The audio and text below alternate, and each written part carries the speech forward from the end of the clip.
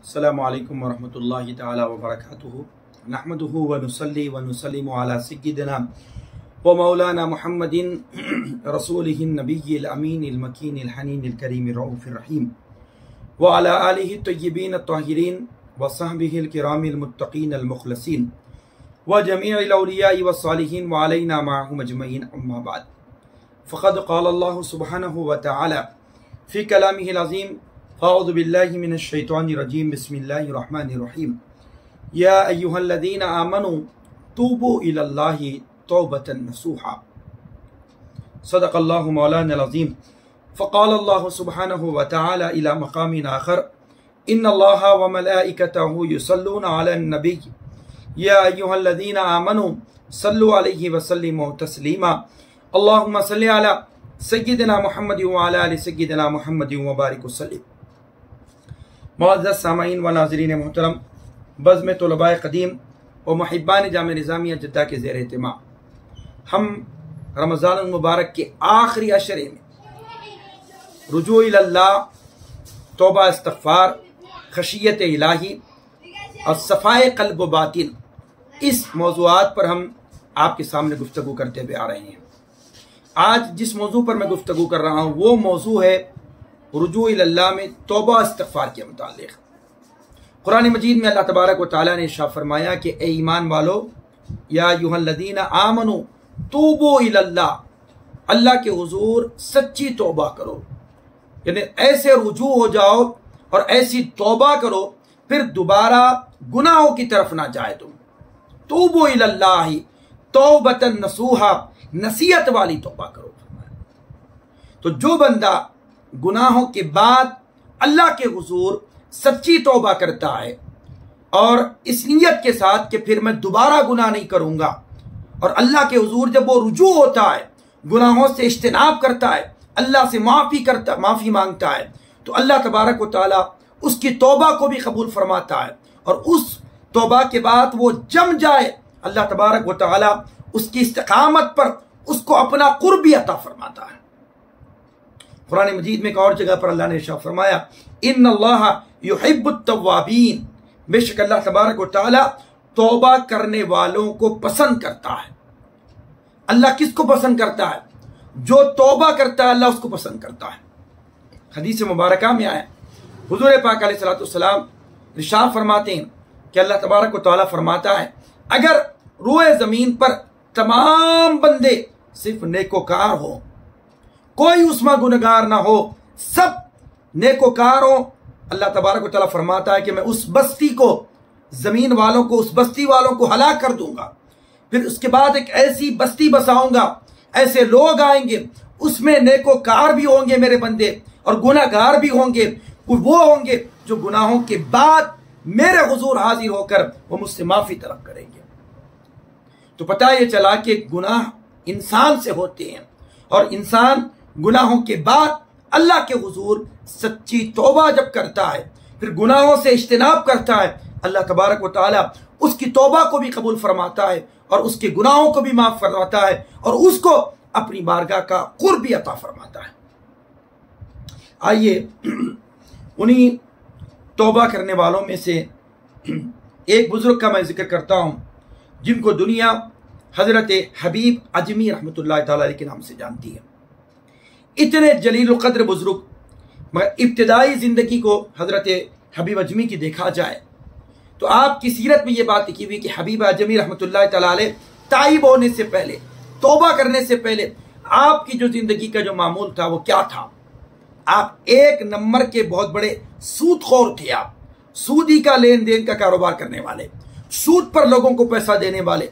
एक रिवायत में यहां तक आया है कि जो आपसे सूद लेता और जो सूद की जो किस्तें होती थी, जो सूद पर इंटरेस्ट बनता था, जो असल पे इंटरेस्ट बनता था, लोग उस सूद की किस्तें अदा करते करते मौत के घाट उतर जाते, असल अदा ही नहीं कर पाते थे उस वक्त।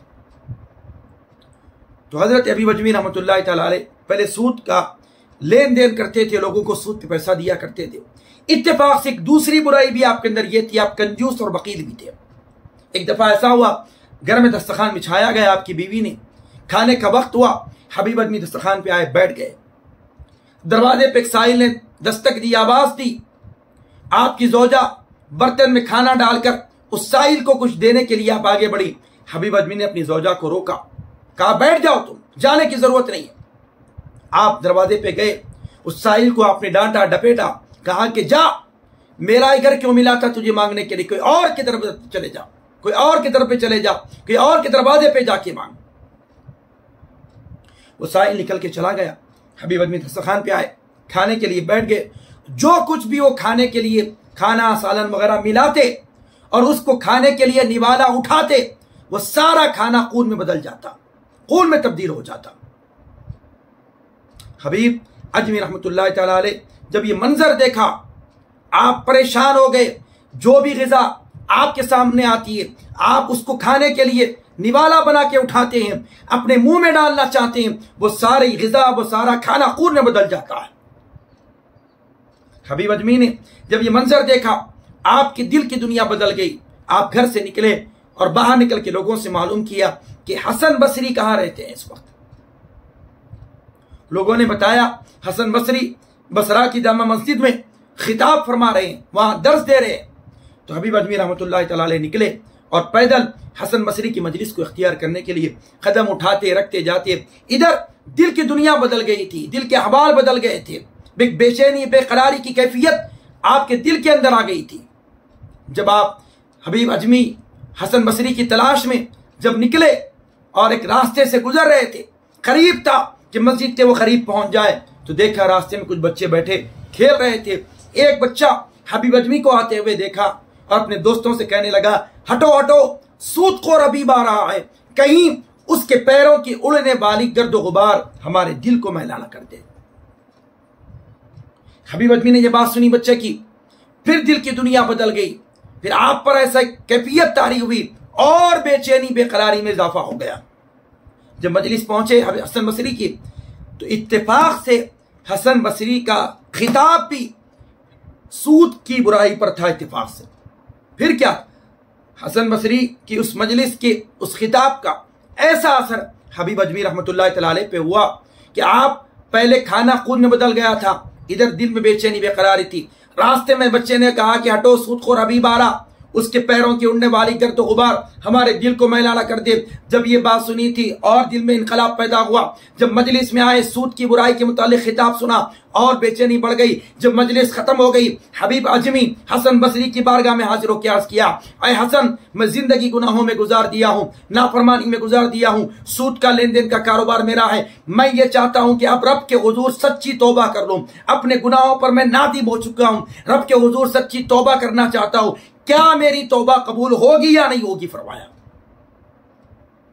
حسن بصری نے جواب دیا، ہاں بالکل، اے حبیب تم آئے ہو، اللہ کے حضور سچی توبہ کرو، اللہ تمہاری توبہ قبول فرمائے گا۔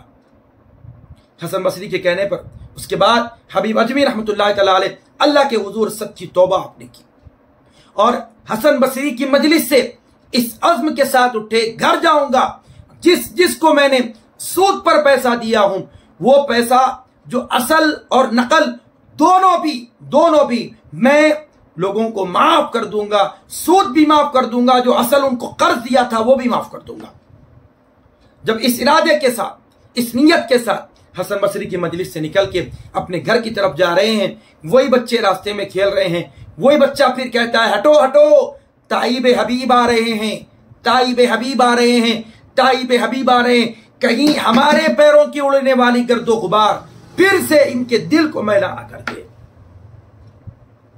معزز ناظرین، سامعین محترم، جب حبیب اجمی پلٹ کے آئے، لوگوں کے اصل بھی معاف کیا، سود بھی معاف کیا، توبہ پر جمے رہے، استقامت کے ساتھ کھڑے رہے اور اللہ کی عبادت کی، نافرمانی نہ کی، گناہ نہ کیا، اللہ رب العالمین نے حبیب اجمی کو اپنی بارگاہ میں جو قبولیت کا درجہ عطا فرمایا، وقت کے بہت بڑے ولی کامل بنے حبیب اجمی رحمۃ اللہ تعالی علیہ بعد میں۔